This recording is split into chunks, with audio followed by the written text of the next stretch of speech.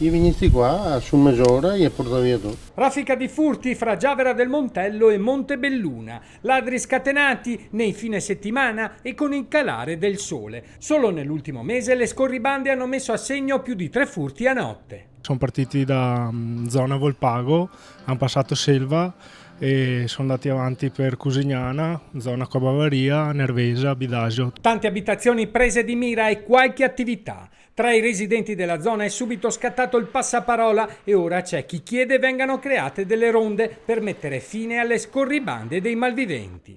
Per questa sera è previsto un incontro nel centro per gli alpini a Santi Angeli per parlare di furti e sicurezza, controllo di vicinato e ronde. Una paura sempre più accentuata e alle volte un'esasperazione che sta portando a una vera e propria psicosi da furto.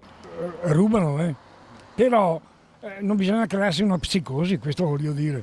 Negli ultimi colpi messi a segno si è scatenata una vera e propria caccia al ladro con auto e trattori di ronda per ore e alle volte le segnalazioni hanno portato a degli eccessi, come quando degli operai sono stati scambiati per una banda di pericolosi ladri rischiando di essere linciati dalla folla, salvi solo grazie all'intervento dei carabinieri che nel frattempo invitano alla calma. Per il vice sindaco Guglielmo Baggio del comune di Giavera del Montello la preoccupazione è comprensibile, ma la degenerazione montata nei social e la sete di vendetta non deve risiedere nella comunità, con azioni in grado di disturbare l'intervento delle forze dell'ordine. Il 30 di questo mese, a fine mese, il 30 di ottobre, abbiamo organizzato una conferenza, un incontro pubblico sul tema della sicurezza a cui parteciperà il comandante della stazione di Carabinieri di Montebelluna. Questo penso che sia il punto e le risposte giuste ed adeguate per fronteggiare la situazione. Il prossimo anno sul fronte sicurezza il Comune vuole implementare il servizio di videosorveglianza